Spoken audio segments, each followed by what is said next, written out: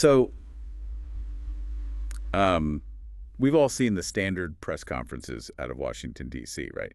But the one we're diving into today, it really felt different from the get-go. Yeah, there was this palpable sense of anticipation. You felt like something significant might happen. Absolutely. And this deep dive, it focuses right on that specific press conference with Jasmine Crockett. The sources we looked at, they paint this picture of a packed room, reporters kind of leaning forward. Totally on edge, yeah. Sensing a big story was about to break, you can almost feel it from the descriptions. And Crockett's entrance, Yeah. the sources make it pretty clear she walked in with, well, a definite confidence. Right. Almost projecting, transparency, a commitment to facing the media, even the tough stuff. Like she was ready for whatever they threw at her, a symbol almost. Exactly. And that initial confidence, it's really key to understanding what happens next. She's positioning herself as upholding integrity, ready for those hard questions. It seems she really understood the weight of it all. The sources suggest she did. That her answers mattered deeply. Which sets up that central tension, doesn't it?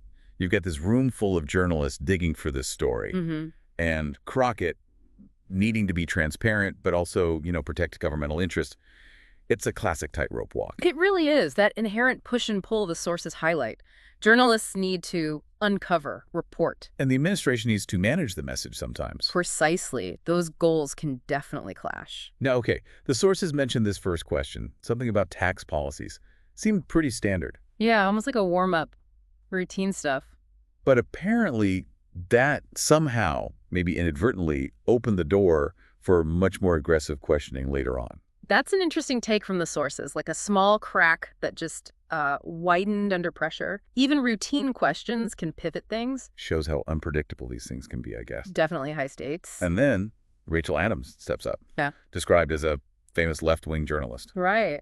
And the sources emphasize her reputation, relentless questioning, often stirring things up, creating controversy. You could just picture the shift in the room's energy, right, when she stood up. Oh, absolutely. The way she's introduced, it sets a tone. Determined, unwavering. The sources say the tension became, well, palpable. Everyone knew this could be confrontational. It's framed almost like a duel, isn't it? A battle of intellect, the sources call it. Yeah, or a silent duel, seeking truth versus maybe creating those sensational headlines. More than just a standard Q&A session, it sounds like. Definitely. The sources position it as this fundamental clash of, well, motivations, getting facts versus getting the big story. Okay, so Rachel's first big question. It targets administration policies on minority groups. Correct. And she apparently came with data suggesting discrimination. It was a very direct opening, potentially inflammatory. You can feel the temperature rising just hearing about it. Immediately. The sources say other reporters knew. Right then, this was significant. It hit a really sensitive nerve. And it felt strategic, calculated even, like it was designed to potentially expose something damaging. That's the read from the sources, yeah. Not just asking for info, but probing for vulnerabilities, trying to uncover a potentially damaging narrative. High stakes, like we said. And from there, it just escalates. Rachel's tone gets sharper. Much sharper, according to the accounts, directly questioning if the policies actually worked for oppressed communities, even suggesting it was all a charade. Wow. The emotional intensity must have been climbing rapidly. You get that sense. The sources mention cameras zooming in on Crockett, watching every flicker, every reaction. Scrutiny. And the questions just kept coming, like waves. Yeah, a rising wave is how the sources put it. Relentless pressure, constantly challenging her ability to defend the administration's stance. No breathing room. He creates this image for being under constant attack. Exactly. Not just answering, but having to continuously justify, defend, parry. Immense pressure. And the accusations get even more pointed. Racial discrimination. Highlighting ongoing struggles for Black and Latino communities. Education, jobs, the tough issues. It really sounds like she was being pushed into a corner. The sources definitely paint that picture. Increasing pressure. And in that kind of spotlight, any slip-up, any misstep gets amplified instantly. Huge risk. Very significant risk. So let's talk about Crockett's internal state. The sources describe her composure starting to slip. Yeah, that initial calm begins to fray, heartbeat quickening, feeling like she's on a precipice. You can almost feel that internal pressure cooker. And the physical signs, Tightened lips. Clenched fingers, yeah. Even a moment where her vision supposedly blurred, it really humanizes it, shows the personal toll of that intense scrutiny. It goes beyond just politics at that point. Absolutely. It becomes personal. A test of her, not just the policies. And all those reporters just watching her. Intense focus. That magnifies everything. It's not just defending policy anymore. It's defending your own credibility, your resilience under this massive spotlight. The sources also mention fatigue setting in. Yeah. Patience wearing thin. Right. That feeling of restraint starting to crack. That's a critical turning point described in the sources. The sustained pressure was really getting to her. And then she has this realization. This isn't just a press conference anymore. It's a battle. A battle for her dignity, her reputation. That changes everything. That must have been a profound moment for her, personally. A crucial insight, yeah. When it shifts from policy to personal, the stakes go way up. It reframes everything she does next. It's not just political anymore, it's self-preservation too. Which brings us right to the turning point.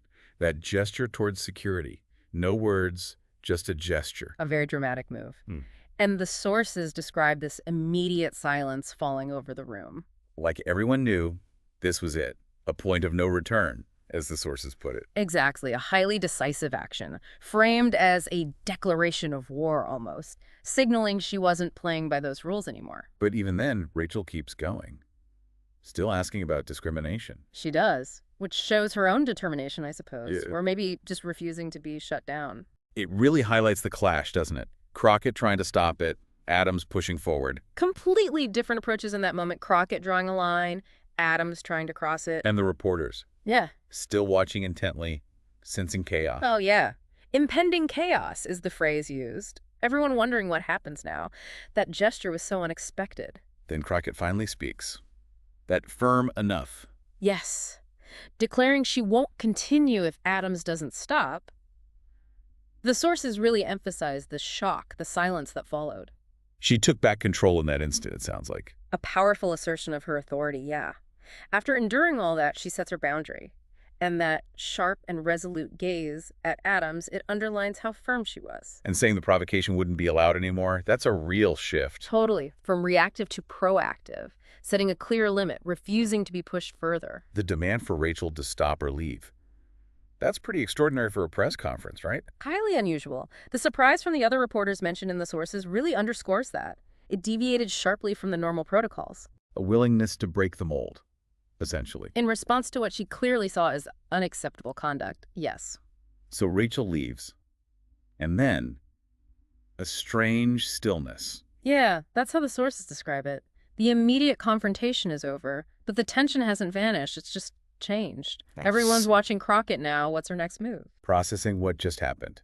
The unprecedented nature of it all. Exactly. The implications are still hanging in the air. And then, almost instantly, outside the room, an explosion. Metaphorically, yeah. Reporters buzzing, social media lighting up, TV coverage kicking into high gear.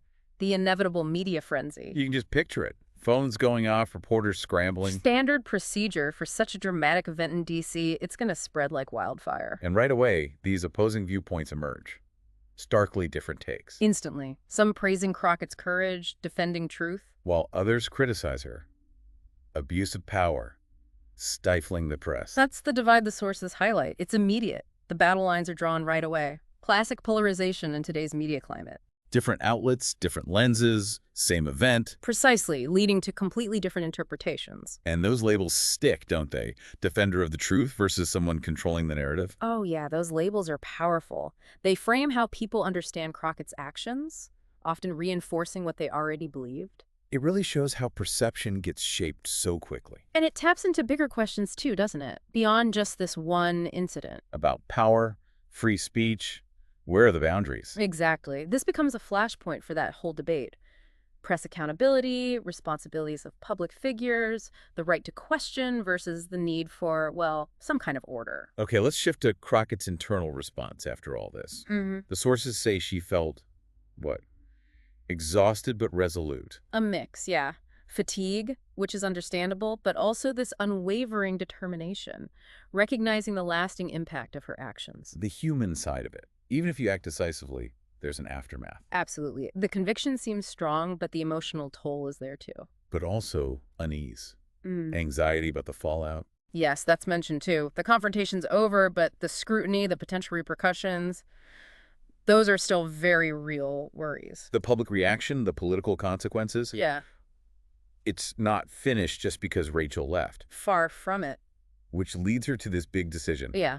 Release the raw, unedited video. Right. The rationale being, let the unvarnished truth speak for itself, protect her reputation, counter any spin. By showing exactly what happened, unfiltered. It's a major move towards transparency, basically saying, here it is, judge for yourselves, trying to control the narrative by providing the direct evidence. So she tells her team, get it up online, now, hoping for clarity and unbiased view. It seems driven by a real belief in transparency's power, a strategic move, banking on the idea that raw information can cut through the noise. But here's the twist, right?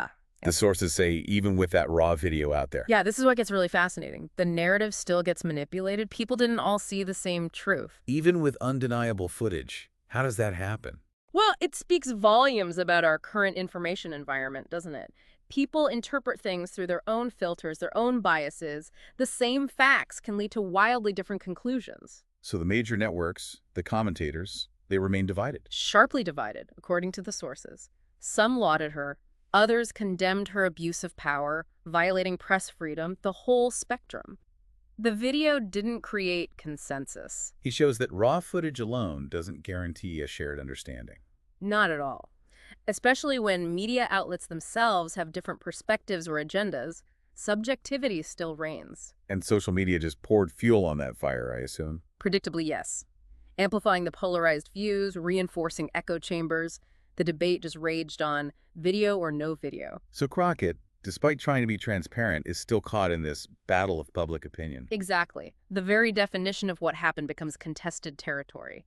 Perception becomes reality for different groups. And even with the video proof, she's still worried, anxious about the long-term hit. The sources suggest so. The anxiety lingers. Releasing the video doesn't erase the potential damage to her image, her career. That risk is still there. There's that sense of her facing it somewhat alone, despite having supporters. It underscores the personal weight, doesn't it? Making these high-stakes calls in public, ultimately, you bear the consequences. But in realizing that even total transparency doesn't guarantee you control the narrative, that's sobering.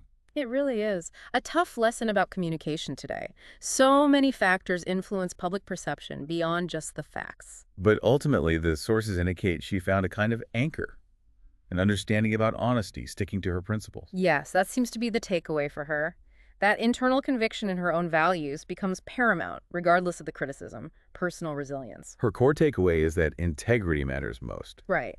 And this belief, this hopeful note, that truth will eventually win out. Maybe not immediately, maybe not universally, but in the long run. A long-term view amidst the chaos. Seems like it. It allows her to continue her work, maybe even with renewed strength. That commitment to transparency and justice remains, perhaps even stronger. So the experience might have actually solidified her resolve. It's possible. Navigating intense challenges can do that. It's a testament to her dedication. And the final point from the sources. Her real victory wasn't about winning everyone over. No, it was about protecting her integrity, demonstrating the value of sticking to your principles even under fire. That's presented as the ultimate win, upholding her own standards. A shift from seeking external validation to maintaining internal consistency. Okay, so let's quickly recap this deep dive. We saw this incredibly tense press conference, a real clash between Jasmine Crockett and journalist Rachel Adams. Right, leading to Crockett's very unusual action with security. Then the immediate fallout, totally polarized reactions, public, media, everything. And her attempt to regain control via transparency, releasing that raw video. Which, fascinatingly, didn't stop the differing interpretations. It really highlighted the complexity of public discourse today. Absolutely, how media saturation and individual biases shape everything. So the key takeaway for you, listening, is really about these challenges. Discerning truth in this noisy environment, understanding how even raw information gets filtered, and that constant tension. Between accountability and free speech, where do those lines get drawn? Exactly. Which leads us to a final thought for you to mull over. If even raw, unedited video can be interpreted so differently, what does that truly tell us about our own biases? About the very nature of truth itself in our modern world? It's definitely something worth thinking about long after this deep dive ends. How do we navigate a world where even seeing isn't always believing in the same way for everyone?